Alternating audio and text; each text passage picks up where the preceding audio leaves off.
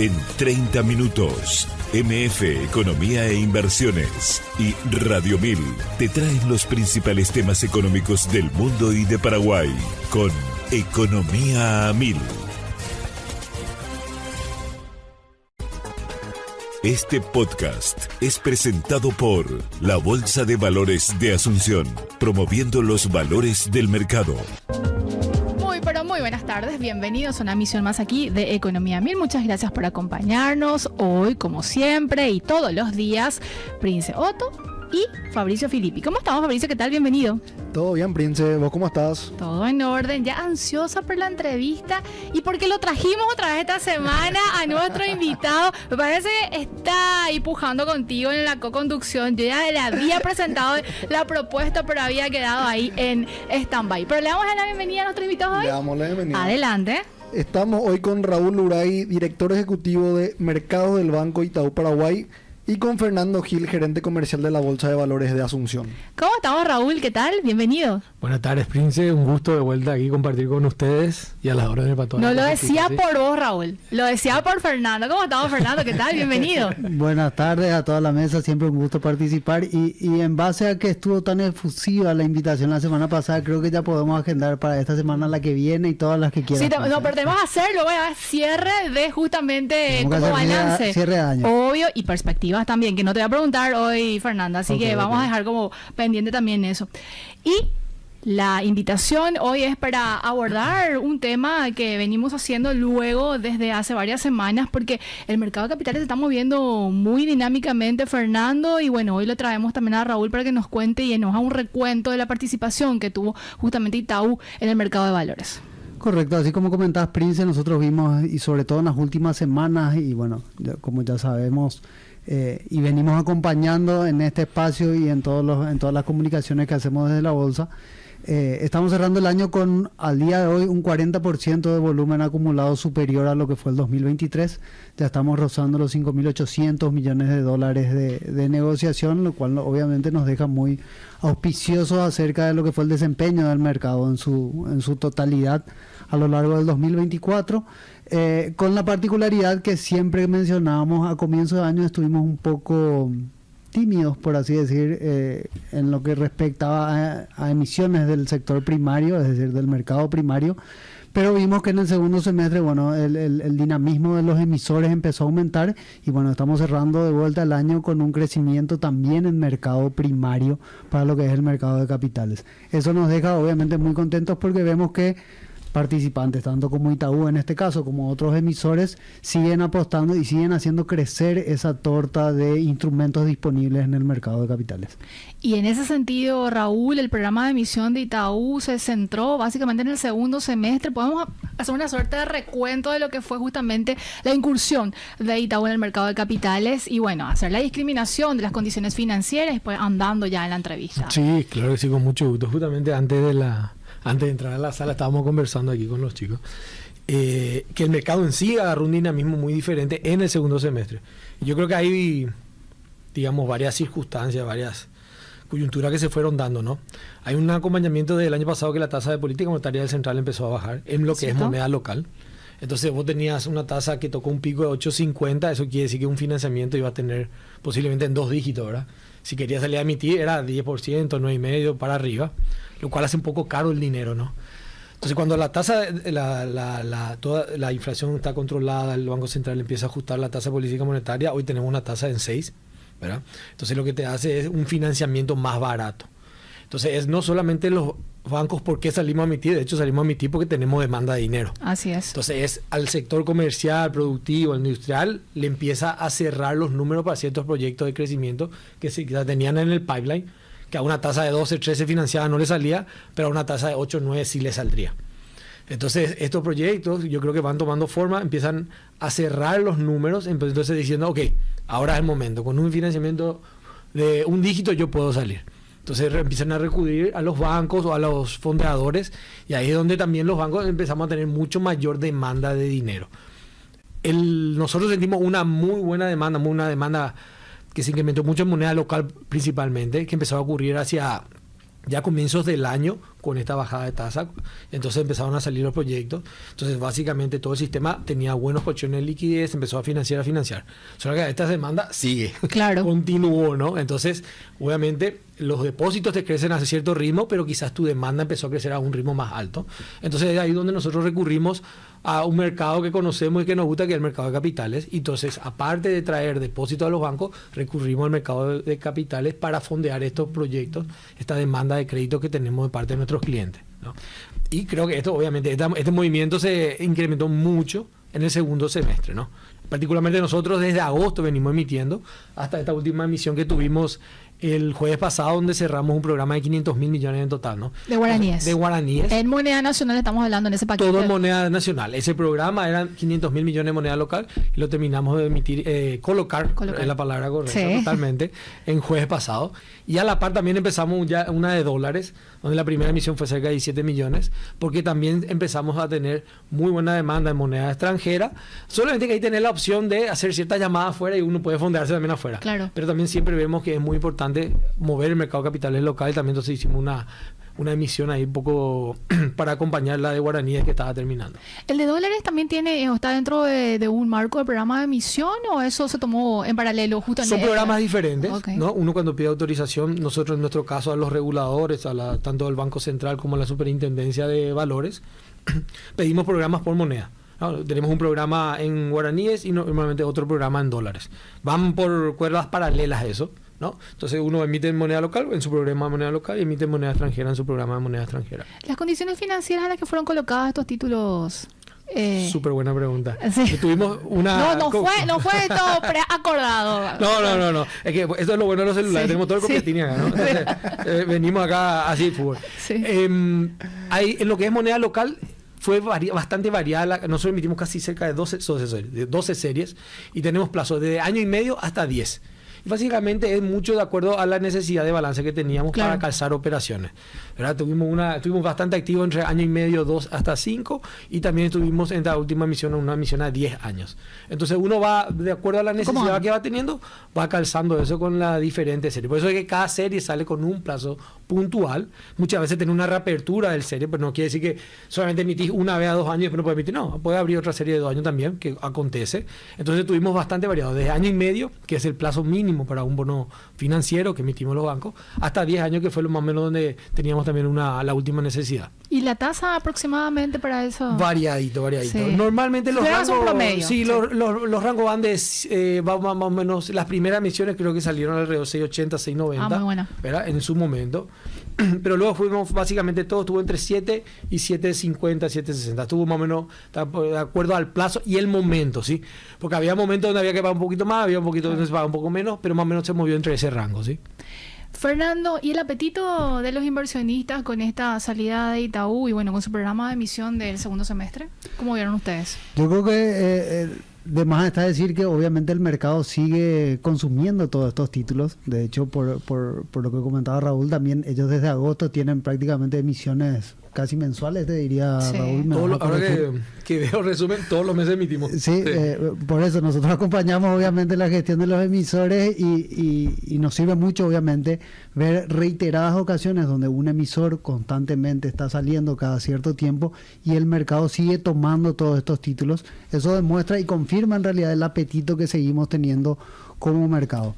Adicionalmente a eso, me gusta también destacar que durante estas últimas semanas el apetito del mercado y también el accionar de los emisores a la hora de salir a colocar todos estos títulos se potenció todavía muchísimo más y bueno, ya conversábamos al cierre de la semana pasada donde estábamos viendo prácticamente en los primeros 6 días de diciembre o 7 días de diciembre ya llevábamos emisiones por valores de $100 millones aproximadamente en los pocos días.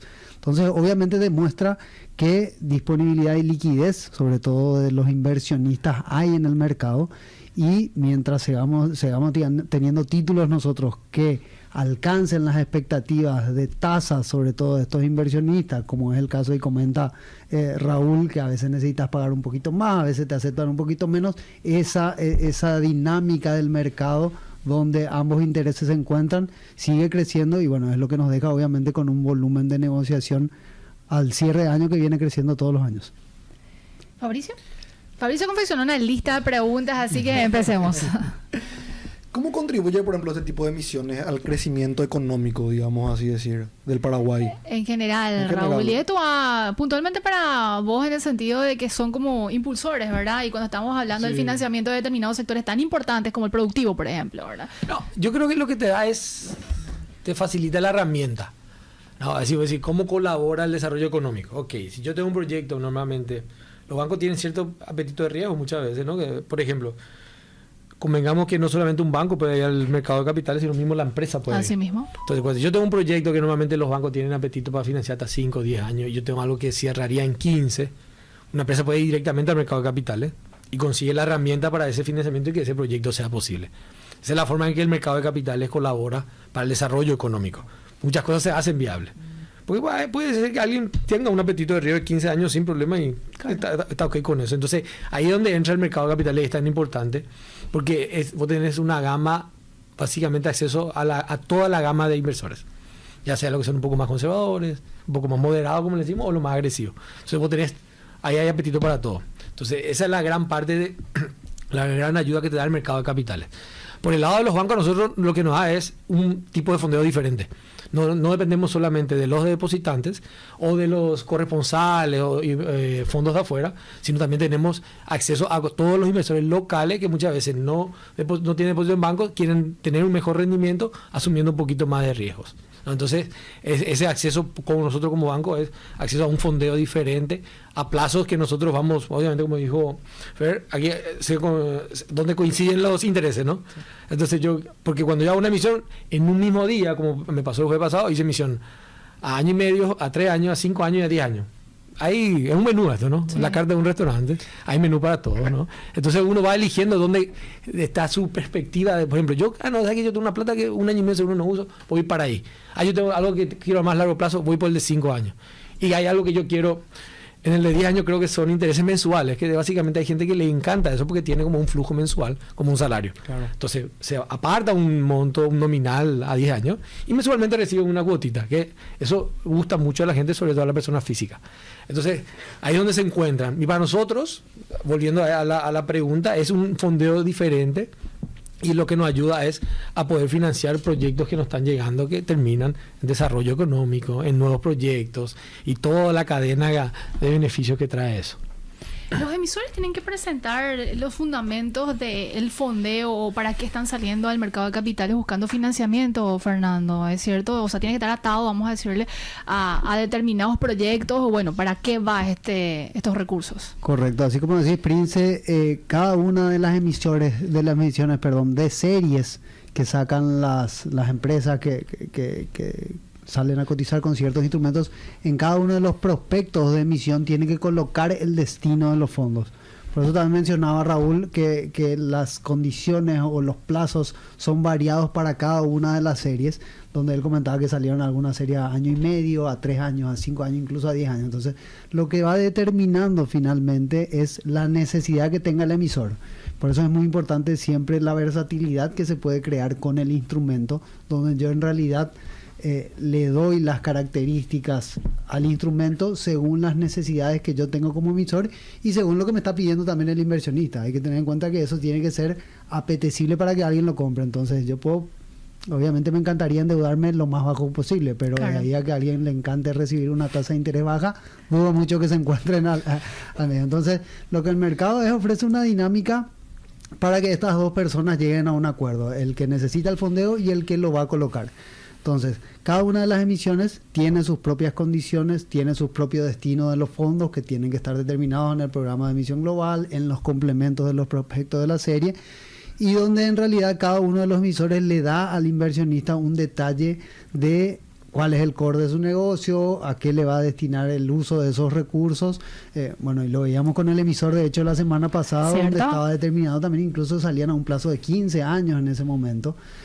Y que veíamos y hablaba acerca de la versatilidad y donde ellos mismos destacaban, bueno, a nosotros obviamente el mercado nos tomó una propuesta de que salgamos y empecemos a pagar recién dentro de muchos periodos los aportes de capital, porque era lo que necesitábamos en ese momento. Y bueno, comentaban también acerca de lo bien que tomó también el conjunto de inversionistas que en su momento compró todos esos títulos, la posibilidad de tomar esas condiciones para esas series en particular. Entonces, acá en este mercado hay sobre todo versatilidad y hay un punto de encuentro donde el que tiene dinero también se puede acercar al que necesita el dinero y de esa manera generar crecimiento económico en la dinámica local.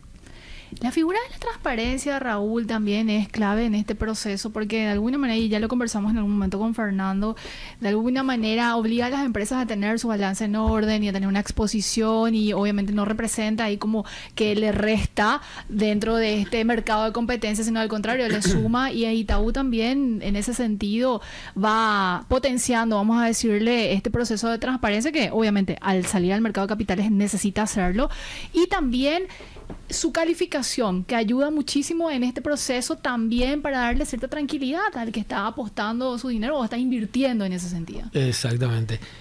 Separo en dos las preguntas. Adelante. ¿No? Una era la transparencia y la otra era el tema de la calificación, ¿no? Ok. La transparencia, y yo creo que seguramente a Fernando le toca muchísimo. Los clientes muchas veces piensan, no me quiero ir al mercado porque van a pensar que necesito y nadie me quiere dar. O la otra vez me quiero al mercado y tengo que mostrar todos mis números. hay muchos tabúes. Todavía por de arriba. Claro, porque convengamos que somos una economía de muchas empresas familiares, que le fue bien como están, y no sin mostrar mucho. Sí. El mercado sí transparenta eso, transparenta los balances, ¿no? Y pone también un poco a juicio esos balances, ¿no? Porque yo puedo decir, sí, soy transparente, muestro todo, pero el que analiza va a empezar a cuestionar si hay algo que cuestionar o a validar si ve que está todo correcto.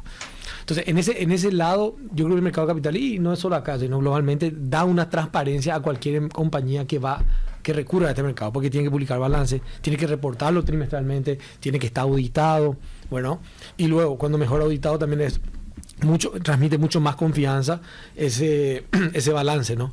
Entonces, la transparencia, yo creo que gana el mercado y gana la empresa, la compañía que emite, gana también un poquito, unos puntos extra por esa visibilidad que tiene, sin problema, tiene que mostrar todo, de hecho está obligado a mostrar, claro, ¿no? Y la exposición que tiene a ser cuestionada o no, o validada, ¿verdad?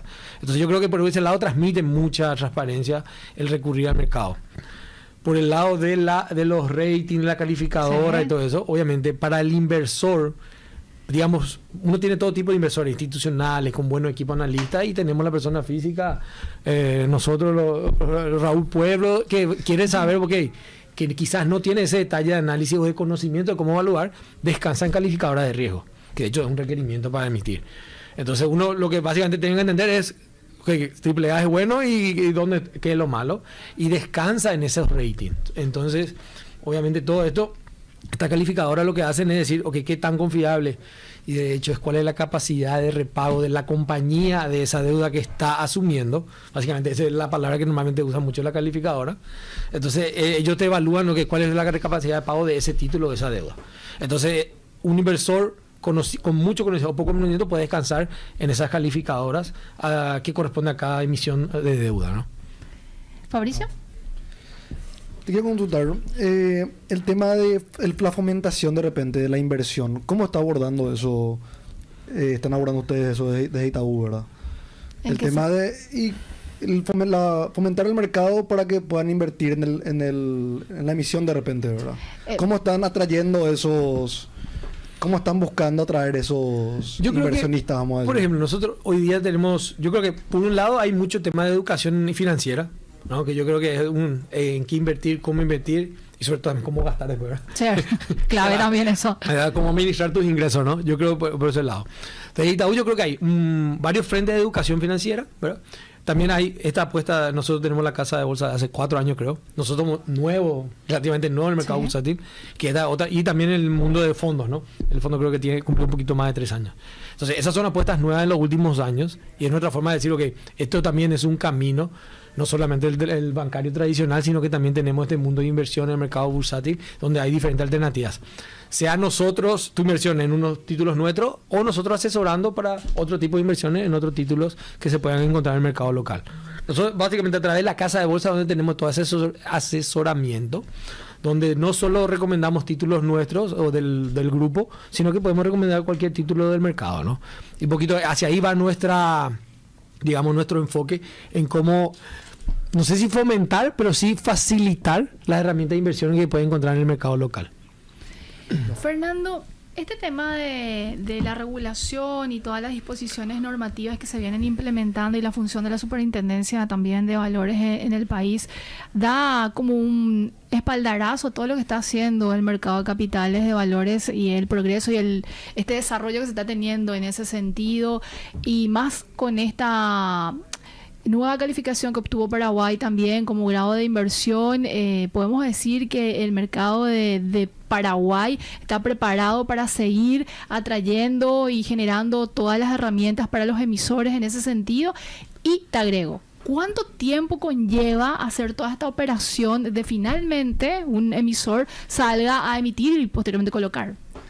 Ok, tomando ejemplo de Raúl, yo voy a dividir en dos partes también. Estoy disparadora de pregunta, uno en voy dos. a dividir en dos Sí. partes la respuesta, Prince.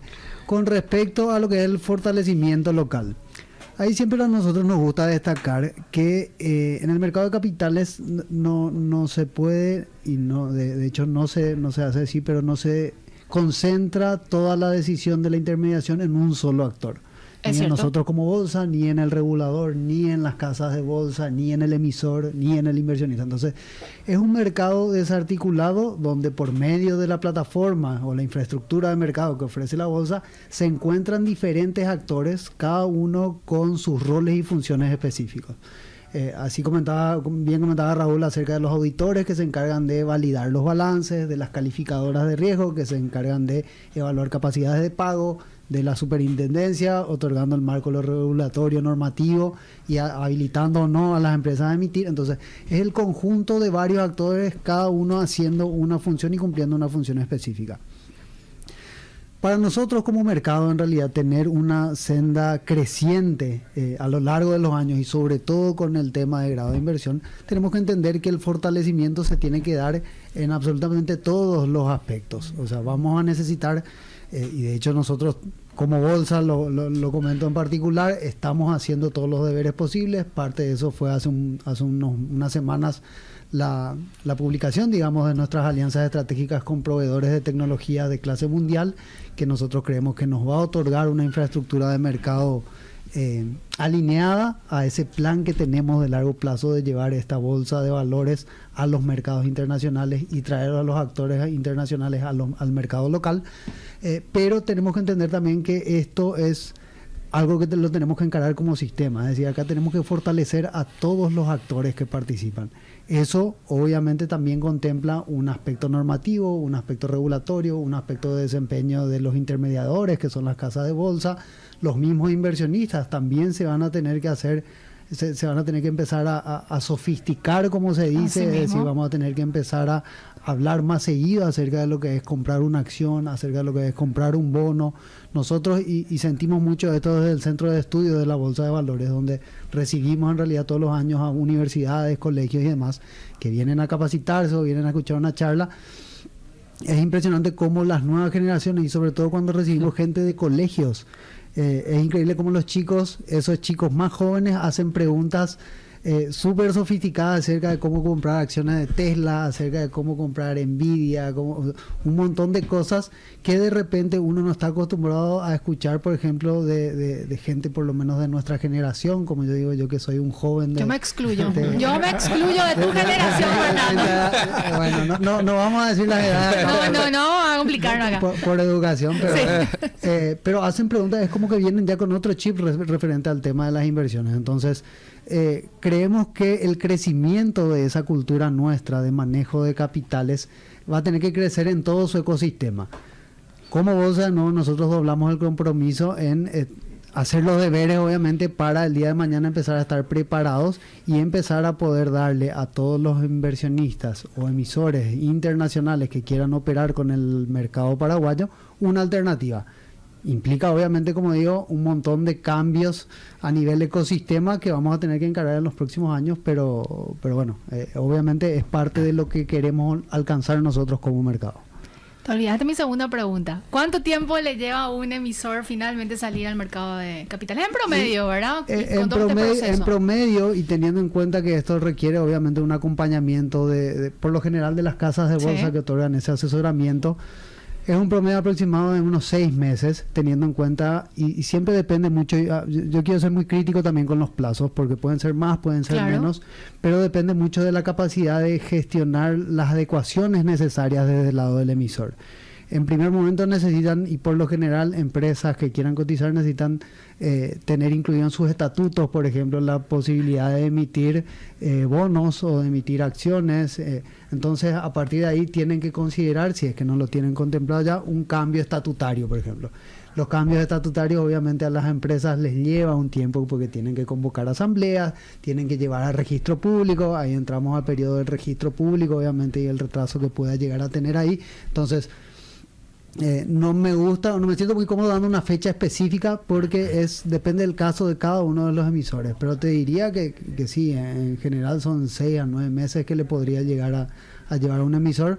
De vuelta, siempre poniendo el asterisco ahí o la pequeña aclaración que va a depender mucho de la capacidad de gestión y de reacción que tenga el emisor para adecuar todo lo que es su marco interno corporativo para poder hacer las emisiones. Esa pregunta que te hice fue súper intencional porque quiero trasladarle a Raúl perspectivas ya de emisión, programa de emisión 2025, ya se cerró con lo último que se hizo el jueves pasado, hay algo que van a salir otra vez en el mercado de capitales y bueno, ya para el 2025 también. Siempre hay tiempo. ¿Sí? Siempre hay tiempo. Sí, estamos ¿cuánto? 2, 3 semanas de terminar el año. Sí. Yo sí quería agregar algo que es súper importante lo que dijo Fer, ¿no? Y también va un poco en línea con todo lo que comentó el grado de inversión y todo eso. A una empresa le puede llevar mucho más tiempo dependiendo de qué tan ordenada ya sea internamente. Claro. Entonces, como lo que él dijo. Ahí sumando lo que dice Raúl, ¿por qué los bancos son tan protagonistas en el mercado de emisiones?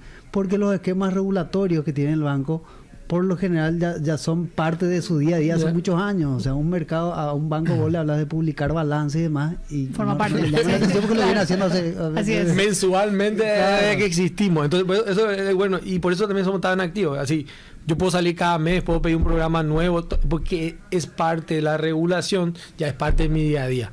Entonces, cuando una empresa está acostumbrada ya a moverse en esa línea, en esa liga, es muy fácil entrar al mercado. Es básicamente, si ya tiene el estatuto, ya tiene todo listo, es flaco, salimos en 2 meses, en 1 mes. Entonces, es cuando ya estás ordenado, ya estás haciendo la tarea, ya es mucho más fácil entrar al mercado. Solamente agrego eso porque en este tema de grado de inversión que es la novedad de este año, lo primero que le decimos es cierto, hay un montón de beneficios, gente, también hay un montón de obligaciones. Entonces, es un poquito reforzar eso, como comentó bien Fer, es para aprovechar eso uno tiene que hacer la tarea también, ¿sí? Y yendo a lo de mercado de capitales, yo creo que el mercado de capitales definitivamente sí vamos a estar en el 2025. Yo creo que las perspectivas económicas son muy buenas. Hay muy buenos países cuando hablamos justamente con los clientes que son nuestro mejor termómetro. Hay muchos proyectos, tanto del sector privado como también del sector público. Se va a necesitar financiamiento y nosotros obviamente vamos a considerar el mercado de capitales como una fuente de financiamiento. Eso es 100% seguro. Y en materia de tasa, ahí como que están sondeando. Y tasa siempre va a depender un poquito del momento, ¿verdad? Por ejemplo, la tasa americana está 100% atada a qué acontece con la FED. Así es. Entonces ahí empezamos a hablar de la economía americana, la FED, cuántas bajadas va a tener, si está la inflación, tiene nuevo presidente. Entonces ahí tenemos que empezar a meter todo en la licuadora para ver un poquito en qué momento y cómo va a ser eso, ¿no? Uno tiene ciertas perspectivas, ciertas especificaciones que el mercado tiene ya de cómo se va a comportar la tasa americana, entonces de acuerdo a eso uno va emitiendo. Lo que es moneda local yo le veo bastante controlado todo, ¿no? Una inflación básicamente proyectada para el año que viene alrededor de 4%. Una tasa neutral ahora que el Banco Central publicó que va a estar más o menos cerca de 6, donde nuestra tasa de política monetaria ya está en 6. Entonces que hay que ver un poquito cómo se mueve la liquidez, la demanda por dólar, la demanda por guaraní. Entonces yo creo que vamos a tener un escenario de tasas por donde estamos, ¿no?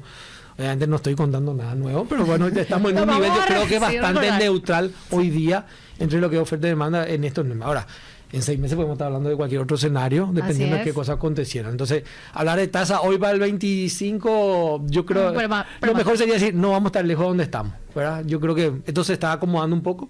Lo que sí podría haber movimiento en los plazos, ¿no? Estos plazos más cortos quizás vayan para acá, los plazos más largos no van ya hasta donde tienen que estar. Esas son las variables que podría verse, pero yo creo que en general no vamos a esperar mucho movimiento de eso. Fernando, nos queda un minuto aproximadamente. ¿Reflexiones finales? Solamente sumando lo que decía Raúl, a mí me gusta siempre sacar el componente tasa del debate acerca de la emisión o no.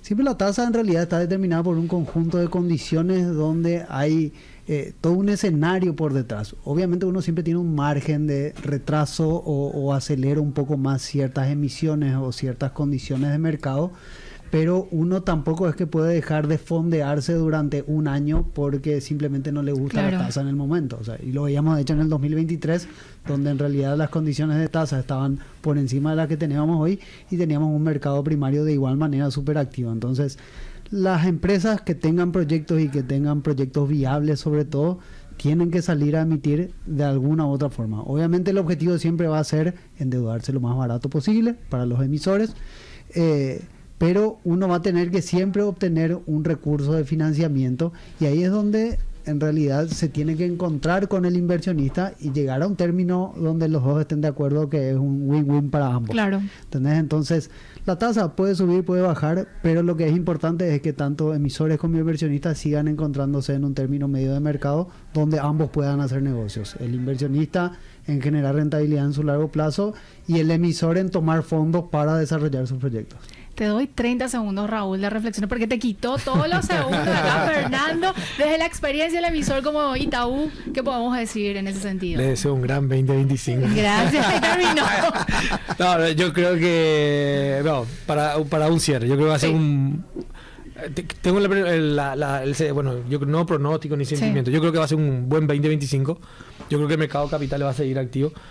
Esta jugada que comentó Fernando del sistema informático, de ponernos a estándares. Cuando uno dice el nombre del sistema que ya dice, no, esto tiene buenos estándares. Definitivamente los estándares, esta gente está yendo por un camino.